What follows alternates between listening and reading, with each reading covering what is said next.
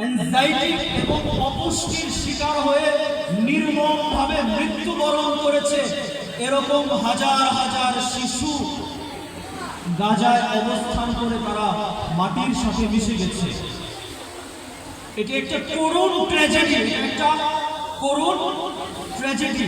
ঠিক এমন সিচুয়েশনে আমরা এখানে বসে কি করতেছি? আনন্দ উপভোগ করছি। আমরা কি করতেছি বলো?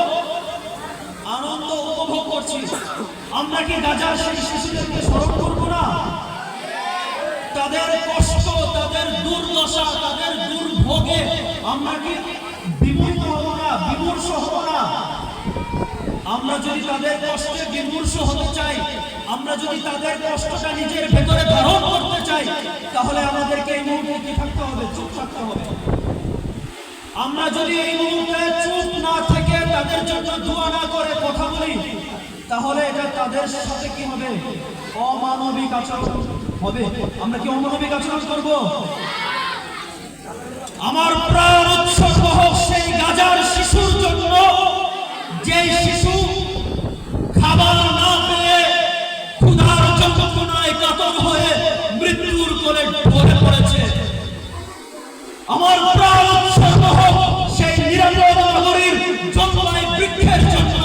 আমার প্রাণ উৎসর্গ হোক সেই জেরুজালেমের জন্য, যেই জেরুজালেমের চতুর্পাশে আল্লাহ তাআলা শাহাদাতের বারাকা রেখে দিয়েছেন। আমার প্রাণ উৎসর্গ হোক বাইতুল মুকাদ্দাসের জন্য, যেই বাইতুল মুকাদ্দাসে যাত্রা বিরতি করে আমাদের প্রিয় নবী হুজুরে পাক সাল্লাল্লাহু আলাইহি ওয়াসাল্লামকে আল্লাহ সুবহানাহু ওয়া তাআলা সমস্ত আম্বিয়া আলাইহিস সালামের ইমামতি করিয়েছিলেন। আমার প্রাণ উৎসর্গ হোক গাজায় শহীদ হওয়া ৬৫,০০০ নরনারী এবং শিশুদের জন্য। আমি জানি আপনারা অধীর আগ্রহে আমাদের প্রিয় শিল্পীদের অপেক্ষায় আছেন। আমি এই মুহূর্তে নাম ঘোষণা করছি। আমাদের খুব পরিচিত শিল্পী, বাংলাদেশের অঙ্গনের একজন প্রখ্যাত, আলোকিত এবং বিখ্যাত একজন মুখ, মাহমুদ হুযায়ফাকে। আমি মাহমুদ হুযায়ফাকে স্টেজে আসার জন্য অনুরোধ করছি। মাহমুদ হুযায়ফা।